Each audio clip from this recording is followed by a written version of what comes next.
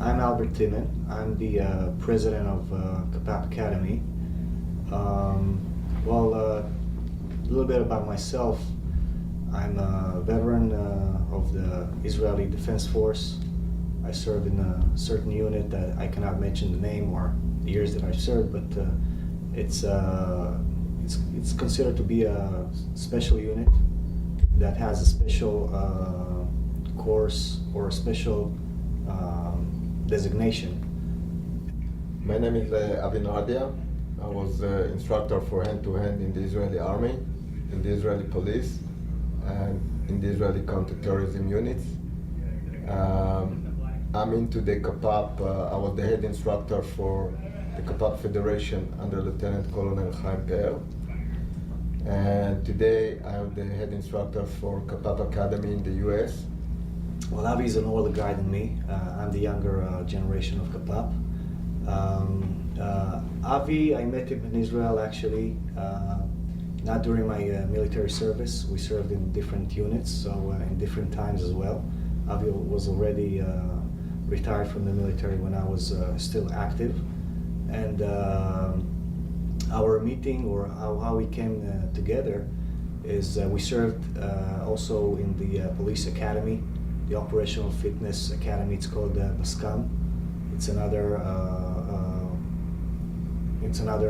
block in my career.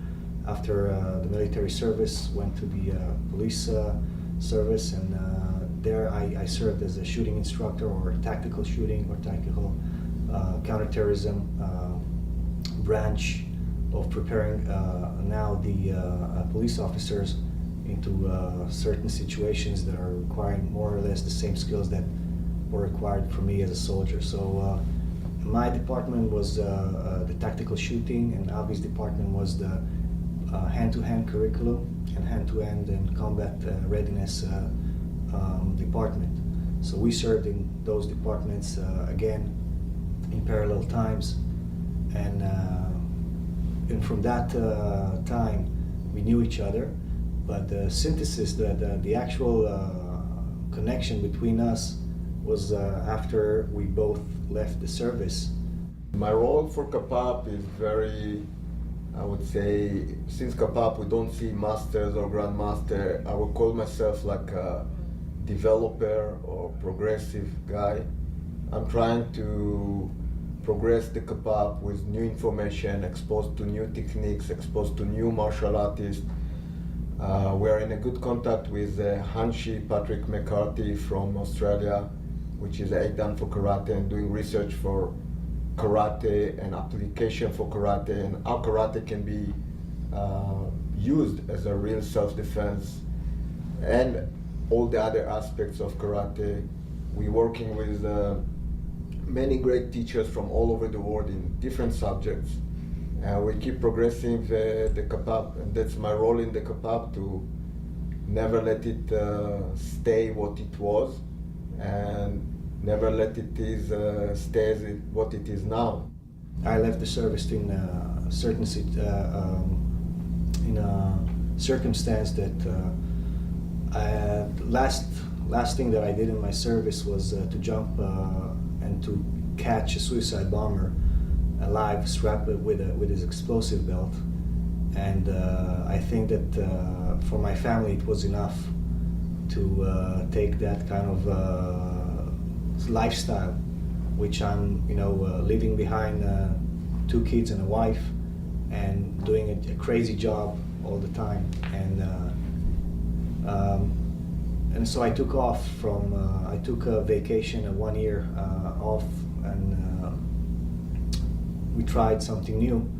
And from that 1 year it became more than that, and then I left the service altogether because I felt that I came to the top of my career, and from there I cannot go much more, and I wanted to explore new directions in life. I think that one thing that I like is to be a free man, and I would say that I'm completely not a military person. Many times people call me sir, or because my rank is a major in the army, and for me everything was a circumstance. When I was 5 years old, I played in the sand with my brother, and suddenly we see MiG that had a fight with Israeli aircraft over our house, and we see it, and we see that's how you grow up in Israel.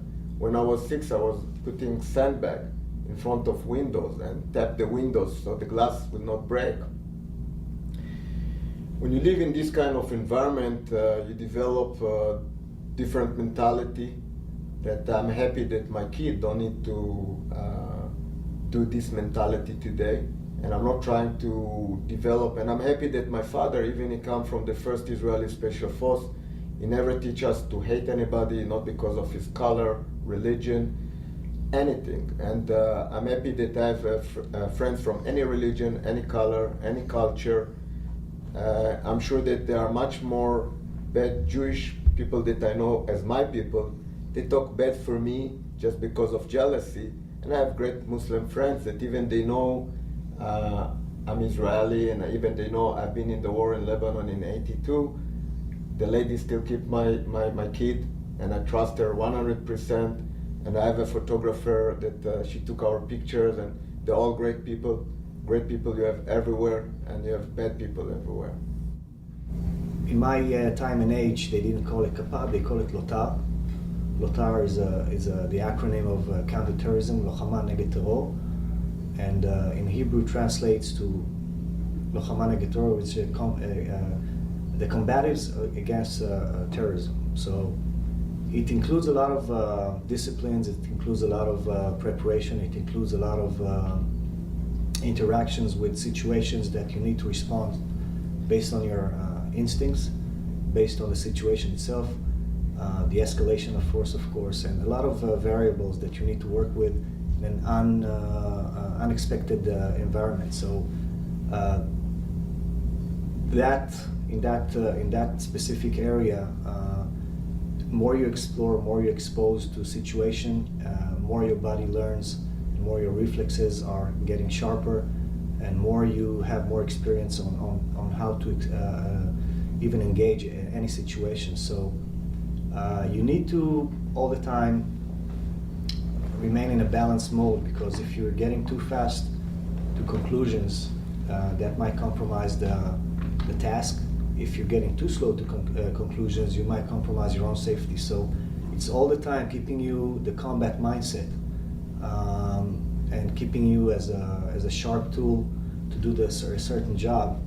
And then you have to use all the things that you have in your body, in your mind, in your character to carry on with you, and to actually perform and to bring results. And I think this is the best time that I was exposed to concepts of this kind, which are the core things that KAPAP is based on. And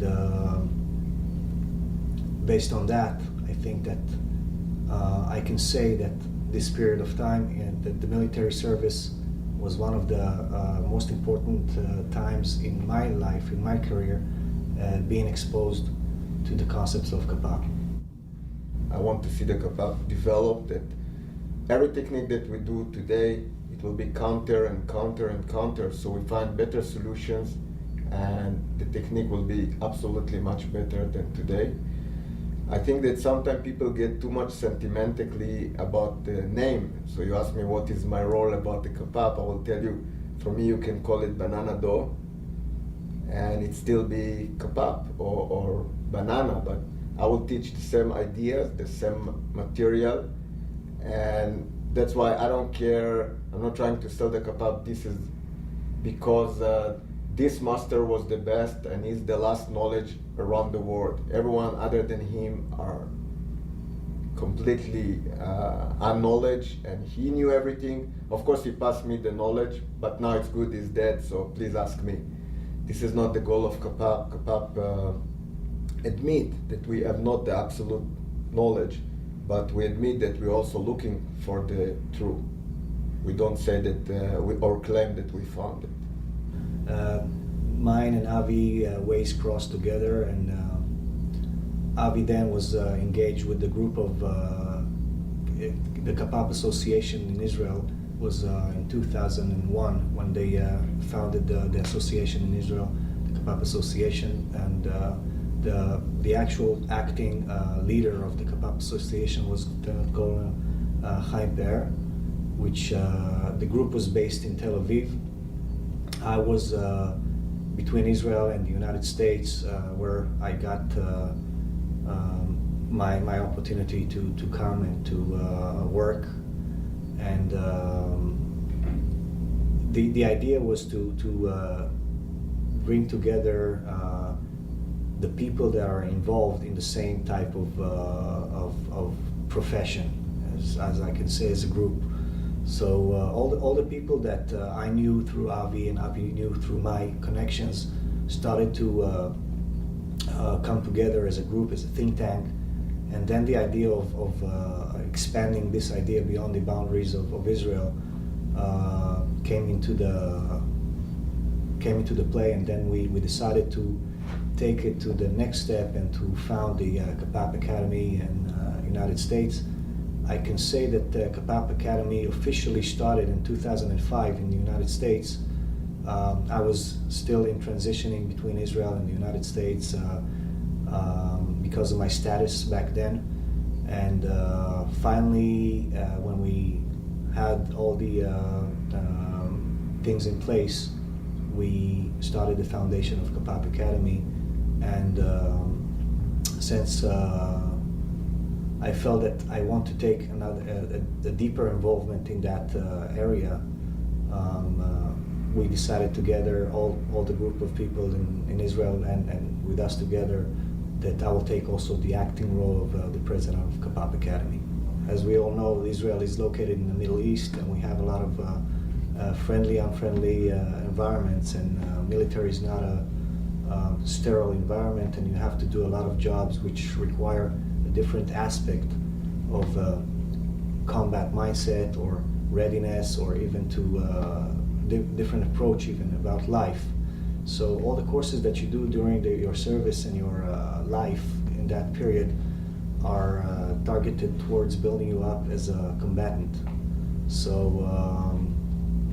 in other terms, they make you a soldier, but not a regular soldier like the regular military that you go and you have like a frame.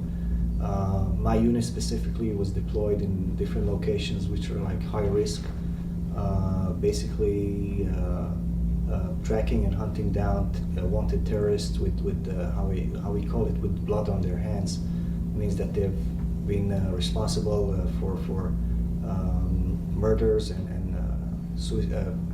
other terrorist attacks on civilians and non-combatants.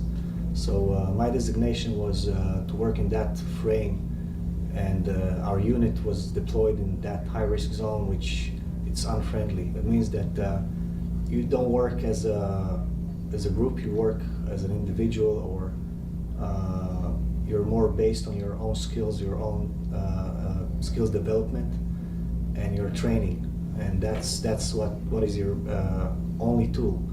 Sometimes to resort to lethal force is too easy, and the task requires a lot of preparation, mental preparation, and sometimes the definition of the task is just to go and bring the person alive without the need to engage him or to hurt him, or just for the sake of bringing more valued information and just to have the next step on hunting down other criminals, terrorists, or combatants.